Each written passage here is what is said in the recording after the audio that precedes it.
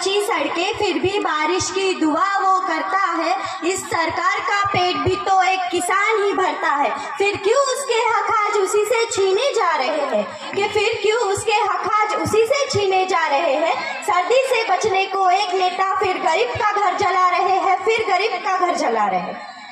महाराष्ट्रातल्या मुख्यमंत्री पदासाठीचं राजकीय नाट्य तासन तास ब्रेकिंग न्यूज दाखवणाऱ्या इलेक्ट्रॉनिक्स पैसे कमाऊ मीडियांनो, अहो जरा फिरवा की तुमचे कॅमेरे उसाच्या पाचडीत, हाडं गोठणाऱ्या थंडीत, उसा तोडणाऱ्या आया बहिणींकडे दाखवा या जगाला जगाच्या पोशिंद्याचं शोषण आणि काळ्या बाजारात विकलं जाणारं आमचं राशन। एकदा तरी या जगाला दाखवा शेतकऱ्याच्या पोराच्या तुटलेल्या पाट्या आणि हरवलेली पुस्तके नांगरलेल्या शेतात। शेतकऱ्याचं पाण्यामधलं जगणं दाखवा, रात्र आणि दिवस राबणं दाखवा आणि दाखवा कोवळ्या हातातील काटे। शेतकऱ्याचं सरण दाखवा, अत्याचाराचं पुरण दाखवा, कोरडं ठाक धरण दाखवा, विजेचा लपंडाव दाखवा, विहिरीचा तळ दाखवा आणि शेतकऱ्याच्या सोन्यासारख्या पिकाला मिळालेला मातीमोल भाव दाखवा आणि मग हातात माईक घेऊन पुन्हा एकदा म्हणून दाखवा की हा देश कृषी प्रधान देश आहे। नमस्कार, मी वेदिका दुर्गा जितेंद्र तलवारे, श्री शिवाजी हायस्कूल नेर, तालुका नेर, जिल्हा यवतमाळ येथील विद्यार्थी मी आपल्या समोर विषय मांडते, आपला शेतकरी आज उपाशी का। ना बिर्ला ना बाटा ना टाटा, ना बिर्ला ना बाटा ना टाटा। खऱ्या अर्थानं शेतकरी हाच समाजाचा बायोडाटा, हाच समाजाचा बायोडाटा। विषयाची सुरुवात करत असताना मला आठवतात ते जगद्गुरु तुकोबाराय, ज्यांनी आपल्याकडे गहाण असलेली शेतकऱ्यांची सातबारे इंद्रायणीमध्ये बुडवून त्यांना कर्जमुक्त केलं। विषयाची सुरुवात करत असताना मला आठवतात छत्रपती शिवाजी महाराज, ज्यांनी गवताच्या काळीला सुद्धा महत्त्व दिलं आणि खऱ्या अर्थानं शेतकऱ्यांचं राज्य निर्माण केलं। विषयाची सुरुवात करत असताना मला आठवतात महात्मा ज्योतिराव फुले, ज्यांनी या आधीच इंग्लंडच्या राणीच्या दरबारामध्ये सांगून ठेवलं होतं की माझ्या शेतकऱ्याच्या, माझ्या बळीराजाच्या समस्या जाणून घ्या। विषयाची सुरुवात करत असताना मला आठवतो तो यूपी मधला शेतकरी, ज्याच्या वाटेला 93 रुपये 9 पैसे इतकीच कर्जमाफी आली। अहो गद्दार आहे ती कर्जमाफी, जी आजपर्यंत फक्त कागदावरच उतरली, कागदावरच उतरली। आम्हाला चांगल्या प्रकारे आठवतंय की आम्हाला गणिताच्या पुस्तकात एक प्रश्न असायचा की शेतकऱ्याच्या राम्याने एका व्यापाऱ्याकडनं अमुक दराने कर्ज घेतलं आणि तेच कर्ज शेतकऱ्याच्या राम्या त्या व्यापाऱ्याला 2 वर्षांनी किती टक्क्यासहित परत करेल। परंतु आम्हाला असा प्रश्न कधीच नाही आला की एका व्यापाऱ्यानं शेतकऱ्याच्या राम्याकडनं कर्ज घेतलं आणि तेच कर्ज व्यापारी शेतकऱ्याच्या राम्याला 2 वर्षांनी किती टक्क्यासहित परत करेल। म्हणजे महोदय, आमच्या शिक्षण व्यवस्थेने सुद्धा आम्हाला हेच शिकवलं की माझा बाप जरी उभ्या जगाचा पोशिंदा असला तरी कर्ज त्यालाच घ्यावं लागणार आहे आणि कर्ज त्यालाच भरावं लागणार आहे। या दिवशी मला इंग्रजीत भालेरावांची एका कवितेची ओळ आठवते, जे मी 5वीत म्हटली होती। ले तू अंगावर चिंध्या खातू चटणी भाकर, उसाची पाचट जगा मिळाया साखर, काटा त्याच्याच का पायी त्यानं काय केलं पाप, पुढे म्हणतात ते कष्ट सारे त्याच्या हाती अन दुसऱ्याच्या हाती माप। मी 5वीत ऐकलेली ही इंग्रजीत भालेरावांची कविता आणि माझ्या आजच्या वास्तविकमध्ये असलेल्या बापाची व्यथा अजिबात बदललेली नाहीये मायबाप सरकार।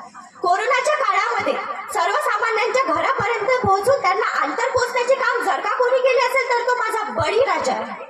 आपण डॉक्टरांचे आभार मानले, पोलिसांचे आभार मानले, ऑन ड्युटी सर्व शासकीय कर्मचाऱ्यांचे आभार मानले, पण एकाला मात्र आपण जाणून विसरलो, शेतकरी। होय शेतकरी, पीएम फंड्स मध्ये कौतुकाने पैसे दान करणाऱ्यांचे आपण कौतुक केले, पण तो साताऱ्यामधला शेतकरी ज्याने आपल्या 3 एकर शेतीतील 1 एकर उत्पन्न गरीब जनतेची एका महिन्याची सोयाबीन मधून दान केलं, त्याला मात्र आपण विसरलो। आता ही कोरोनाची कथा आणि माझ्या बापाची व्यथा संपेल का हा चिंतेचा प्रश्न बनलाय।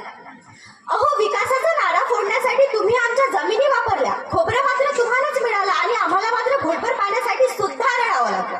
1918 साली डॉक्टर बाबासाहेब आंबेडकर यांनी small holding India in the remedies नावाच्या पुस्तकात लिहून ठेवलं होतं की जोपर्यंत शेती क्षेत्राला औद्योगिक दर्जा प्राप्त होत नाही तोपर्यंत शेतकऱ्याचा विकास होणार नाही।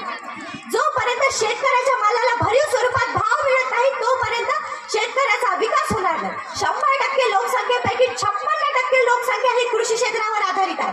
30 ते 35% लोकसंख्या असलेल्या शेतकऱ्यांचा आलेल्या कृषी कायद्याला विरोध आहे। म्हणजे आम्हाला सरकारमध्ये आणि शेतकऱ्यांमध्ये थेट संघर्ष बघायला मिळतो। जे आंदोलन यूपी बिहार मधून उठलं होतं आज ते पूर्ण भारतभर पेटून उठलंय। गेलेल्या विधानसभा आणि लोकसभा ही शेतकऱ्याच्याच नावाने गाजल्या होत्या। अहो बोलायचं नाही का, बोललंच पाहिजे। शेतीविषयक 3 कायदे करण्यात आले होते। त्यात पहिला आहे आवश्यक वस्तू उत्पादन भांडणारा। यात असं सांगितलं जात आहे की शेतकरी एखाद्या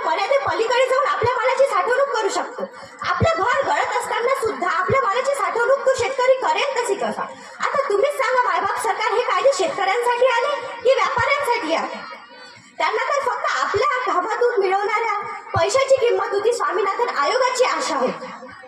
MSP वर बोलायला सरकार तयार नाही, MSP वर बोलायला सरकार तयार नाही। मरते हे किसान मरने तो सुशांत राजपूत थोडी नाही, उजड़ते हे खेत खलिया उजड़ने तो कंगना का मकान थोडी नाही। मग अशी भूमिका घ्यावी लागते। आता शेतकऱ्याच्या पोरांनी वावर आहे तर पावर आहे असं म्हणत हिंडत बसण्यापेक्षा आपल्या उरलेल्या वावरामध्ये पावर कशी निर्माण करता येईल याचा विचार केला पाहिजे। तंत्रज्ञान नावाच्या बंदिस्त शब्दाला आपल्या बापाच्या बांधापर्यंत पोहोचून खऱ्या अर्थाने विकासाला सुरुवात केली पाहिजे। गंगा की कसम यमुना की कसम ये ताना बाना बदलेगा, कि गंगा की कसम यमुना की कसम ये ताना बाना बदलेगा, जोश में अगर होश होगा तो जालिम का जमाना बदलेगा। कुछ तुम बदलो कुछ हम बदले, आओ मिलकर किसान की जिंदगी बदले। कुछ तुम बदलो कुछ हम बदले, आओ मिलकर किसान की जिंदगी बदले। आम्ही शेतकऱ्याच्या पोरी आमच्या बापाच्या कष्टाने चालते ही दुनिया सारी, आम्ही शेतकऱ्याच्या पोरी आमच्या बापाच्या कष्टाने चालते ही दुनिया सारी। मग आपण खऱ्या अर्थाने म्हणू शकतो की माझा बाप जरी उभ्या जगाचा पोशिंदा आहे पण आज तो उपाशी नाही। एवढे बोलून मी माझे 2 शब्द संपवते। मला मार्गदर्शन करणारे माझे माननीय श्री निमकर सर, श्री गवडी सर व माझे आमच्या शाळेचे मुख्याध्यापक श्री मळावी सर यांचे मी